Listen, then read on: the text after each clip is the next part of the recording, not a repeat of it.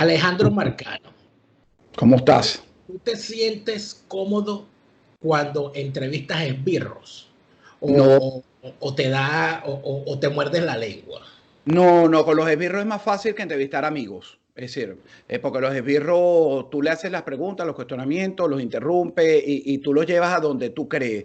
Me cuesta más como en la entrevista que hice con José Hernández, quien le tengo mucho cariño. Ahí sí tienes que morderte la lengua, tienes que acceder a no destruirlo, porque la misión de uno no es destruir a la gente, ¿sabes? Había cosas que no me gustaba, cosas que tuve que ceder, pero un esbirro no, un esbirro es un asesino, es decir, nada que ver. Y estoy claro quién es, más bien me gusta, me reta. Y Christopher Figuera sabe que tú piensas que él es un asesino. Coño, si no le quedó claro, se lo dije, si tuviste bien la entrevista, yo lo iba a poner en el título El asesino del Dijesín. Y mi hijo me pidió, papá, nos van a matar. No, ese señor nos puede matar. Y yo le digo, no, hijo, no tengan miedo, estamos en Estados Unidos. Después de coño. Y si Sebastián tiene razón, entonces vamos a cambiar. Y se lo dije a él, se lo dije en su cara. Lo que pasa es que el asunto está en hasta dónde puede llegar.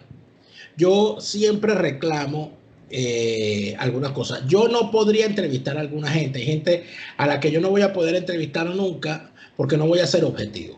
Uh -huh, No voy a poder asumir el rol. Para empezar, no me gustan las entrevistas. uh -huh. Ni hacerlas ni que me las hagan.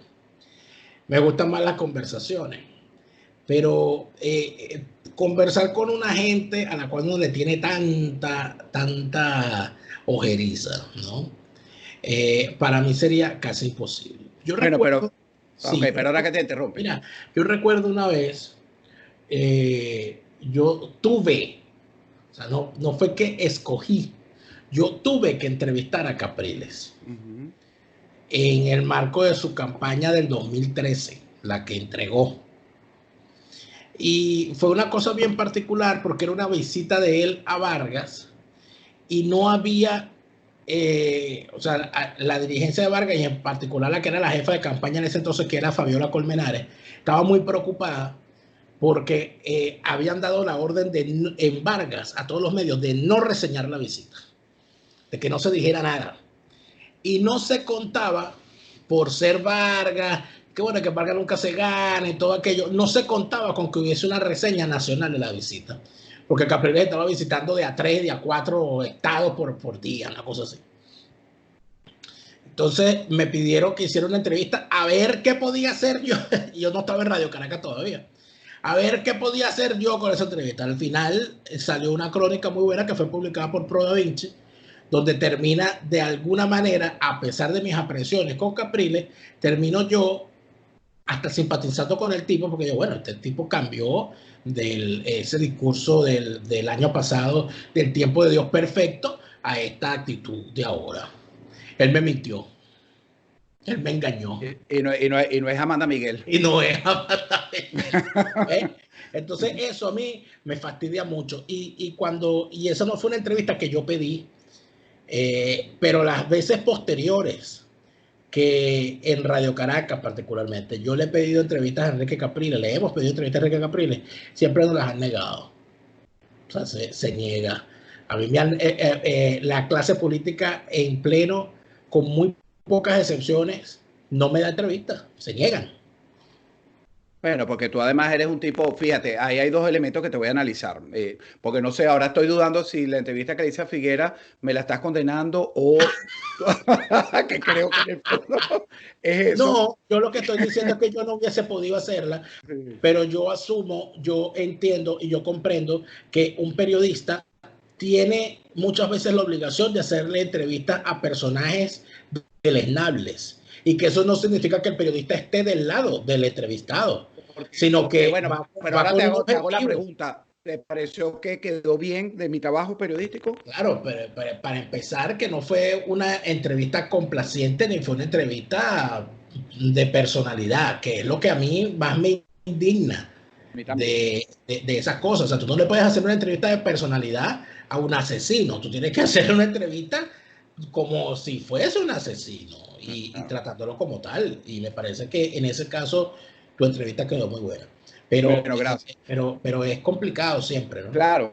Ahora, pero fíjate, y el otro elemento, a ti no te gusta entrevistar ni ser entrevistado. La entrevista, yo pasé 15 años en Globovisión entrevistando personajes deleznables, vomitivos, que ahora son políticos. Es que yo me acuerdo las veces que yo entrevisté a Julio Borges, que yo creo que lo que le hicimos la campaña de publicidad a él para llevarlo a donde está ubicado ahora fue en Globovisión. Eran jóvenes, me acuerdo que le llamamos en el canal El Cejón, entonces nos compadecimos, nos condolimos de sus 4 niñitos cuando nació, que creo que además fueron prematuros y uno tenía problemas. Entonces a la medida del tiempo que fue pasando, que fuiste creciendo y fuiste madurando profesionalmente y personalmente, te fuiste dando cuenta que siempre estuviste al lado sentado gente que te daba hasta asco entrevistarlos, gente por lo menos del chavismo. Yo tuve a William Lara, que por cierto era muy simpático, muy agradable, igual que lo era Tascón, pero cuando yo descubro quién es Tascón y la babosería que él tenía, que Dios lo tenga donde debe estar, no sé si es en la A gloria, los no dos, creo. porque los dos se murieron. Y no van a volver, no van a regresar. No, no regresan. Pero ¿sabes qué? Que daba asco tenerlos cerca, es esa conversación, yo no sé qué me está pasando hoy, previa, ¿sabes? Como de amigos, que yo no soy tu amigo, no me interesa ser tu amigo, pero estás representando Globovisión, estás representando un medio, tienes que ser muy mano izquierda, entonces se te hace estómago para hacer ese tipo de trabajo. En el caso de William Lara ocurría que él era periodista además, ¿no? Exactamente, sí. Y de alguna manera él entendía los códigos. En el caso de Luis Tascón, él siempre fue un disidente. Ahora, hay algo que a mí sí que seguramente a ti te ha pasado mucho, que algo que a mí en particular, o sea, ya sé identificarlo, antes uno caía, sé identificarlo y me revienta, que es el politiquero que finge ser amigo de la prensa y de los periodistas, porque anda buscando emerger y subirse y montarse. Y eso pasa muchísimo y pasó muchísimo con estos bichitos de la nueva política, de la nueva forma de hacer política, con los estudiantes, con estos que se aprovechaban de que eran los muchachitos, los jóvenes, la cosa, y oye, y ayúdame, todo aquello. Y entonces uno terminaba entrevistando unos gandules, a unos bicharracos que después se montaban y se convertían, por ejemplo. En monstruos. Por ejemplo, no, sí, claro, el caso de Ricardo Sánchez creo que es el más patético, ¿no? Sí, patético, sí, exactamente. Y que además eran hasta dulces, eran como unos ositos cariñositos.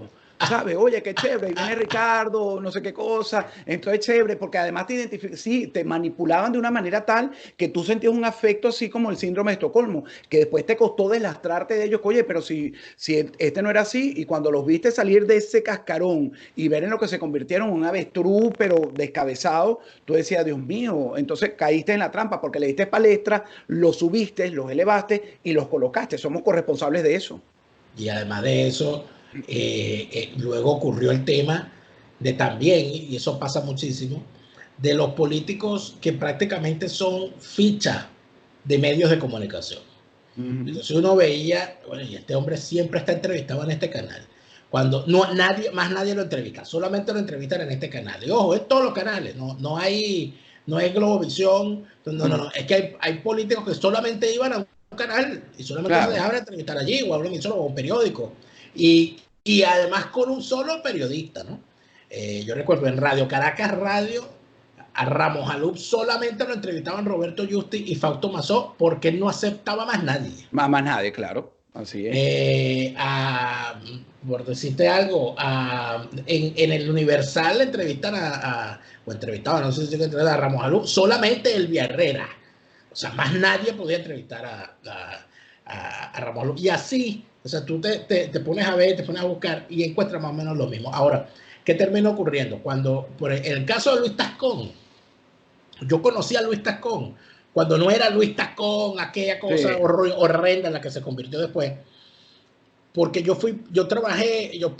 hice mi pasantía en la Asamblea Nacional. Yo estuve 3 meses en la Asamblea Nacional trabajando como pasante en la Comisión de Energía y Minas. Y fue una experiencia bien interesante como estudiante de estudios internacionales. Y yo recuerdo, y lo recuerdo clara y nítidamente, cómo Luis Tascón y Calixto Ortega eran unos pobres señores que le pedían prestado a la secretaria.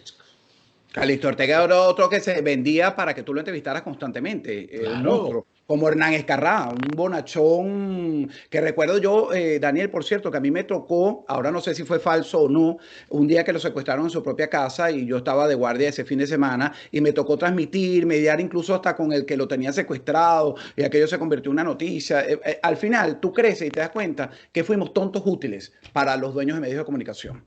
Y aparte de eso, no, y para estos bandidos. Y para estos bandidos, claro, pero es que estos bandidos son parte de toda la misma cofradía. Hay unos bandidos que además de eso sería imposible explicar su existencia sin los medios de comunicación. Ricardo Sánchez es uno, todos esos muchachos del movimiento estudiantil, o sea, unos tipos que no tenían nada detrás, que no arrastraban nada, que lo único que tenían era cámara. Yo recuerdo las campañas del 2008, que fue la primera gran, la de 2008, no, la del 2010. La campaña de la Asamblea Nacional, donde todos esos muchachos fueron candidatos, de cómo tú veías a unos muchachos que no tenían absolutamente nada, porque ni partido tenían la gran mayoría, sino que se buscaron un partido que los apoyara, y cómo lo que tenían era un poco de cámara alrededor, un enjambre de cámara, un enjambre de periodistas, un equipo propio de periodistas, una gente que prácticamente iba exclusivamente porque estaba este muchacho de candidato. Es que además te pasaba una nota de prensa ya, entonces tú sabías automáticamente en el libro de las pautas de los canales, por lo menos en el que yo trabajé, del cual puedo hablar, ya es una pauta segura. Podía haberse caído el Congreso, el Palacio Federal Legislativo a las paredes, pero no, la Cámara, si había una, era para Ricardo Sánchez o para el Serra, ese tipo de personajes. Sobre todo Serra fue otro personaje triste, ¿no? Patético. Y su final fue tan triste como como su vida y como su sufrimiento. Pero él era inexplicable. Aparte de eso que tenía, tú sabes que a mí me pasaba algo, ¿no? Eso se molesta mucho, por supuesto, porque no es una cosa bonita. Hay varios políticos jóvenes que al dedicarse a la política le hicieron un grave daño al mundo de las telenovelas, porque pudieron haber sido extraordinarios actores.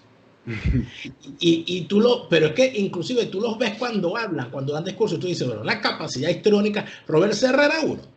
Sí, así tal. Serra daba unos discursos y hacía unas gesticulaciones y una cosa, un arte dramático impresionante. Se parecía a Franklin Virgües cuando hacía sus grandes novelas en Radio Caracas Televisión, la forma gesticulada. Increíble, el tipo sí, y los gestos y la cosa, y el manejo de las manos, todo aquello. Hay otro caso que es el que yo llamo mi demagogo favorito, porque yo eso lo padecí antes de estar en los medios, cuando estaba en la política, que es José Manuel Olivares. José Manuel Olivares le hizo un grave daño a la televisión venezolana no dedicarse a las telenovelas. Hubiese sido el sustituto. El médico que está en Colombia, ¿no? El médico que está en Colombia hubiese sido diputado.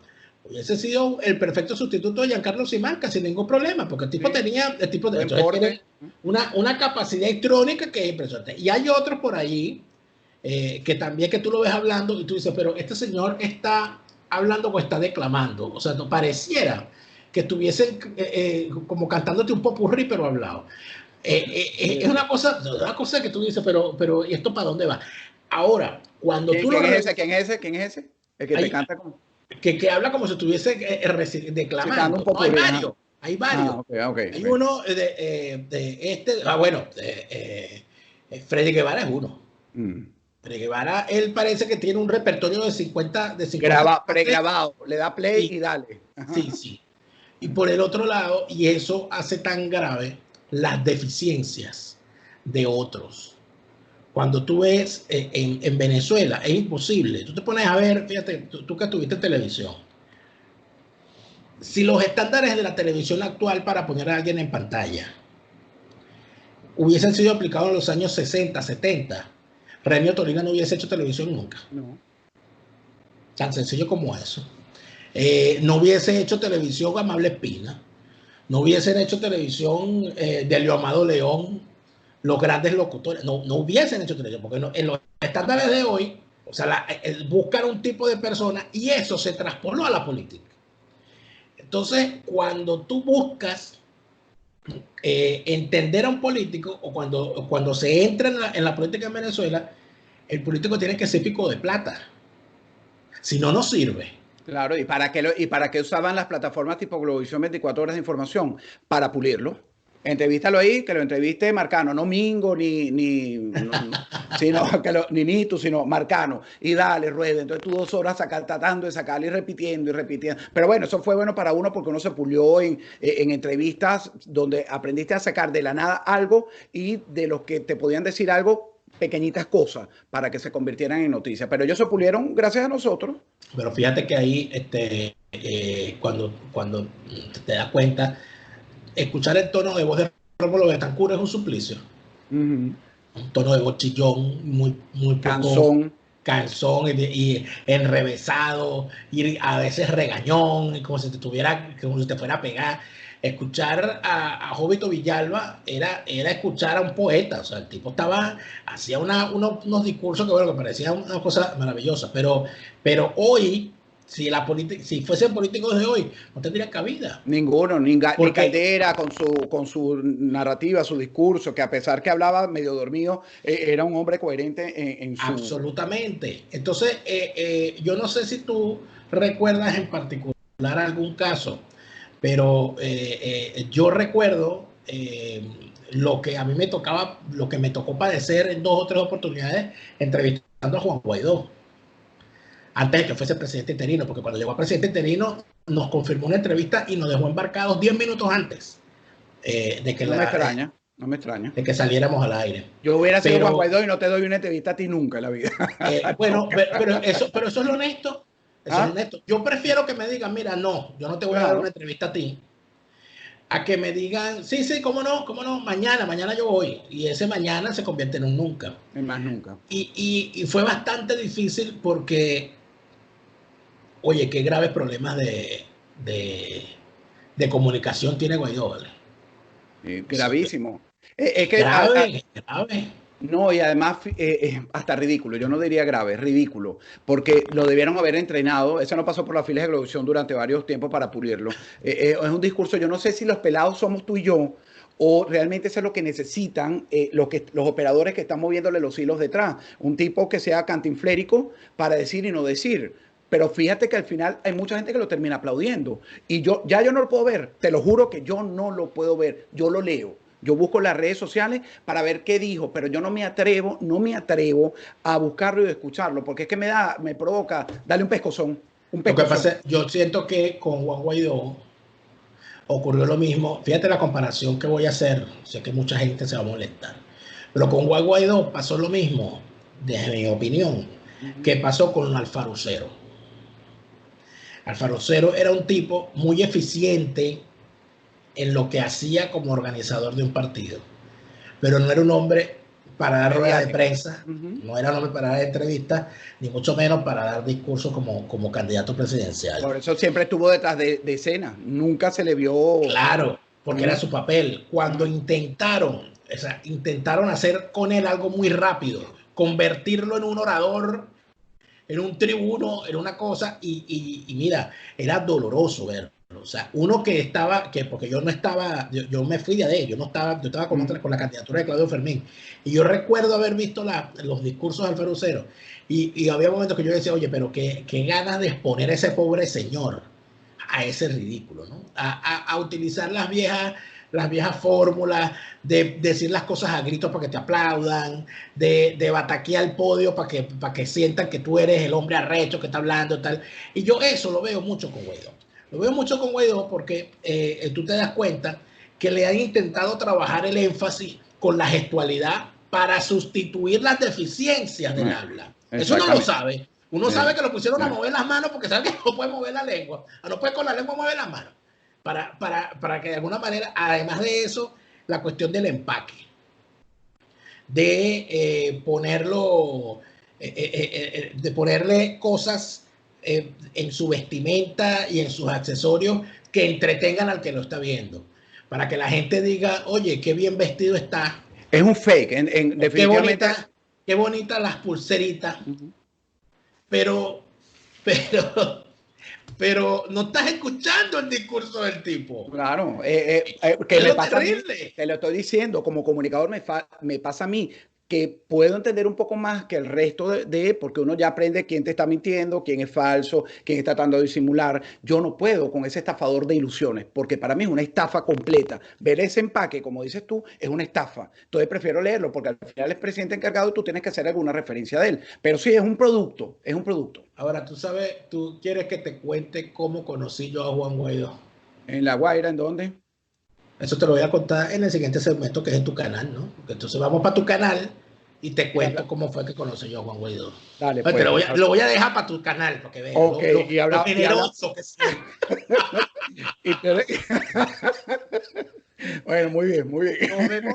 Nos vemos en el canal de Alejandro Marcano para Okay. contarle el cuento de cómo conocí a Juan Guaidó y en qué condiciones y circunstancias. No se lo pierdan, nos vemos allá. Aquí abajo les dejo el enlace para que vayan directo al canal de Alejandro Marcano.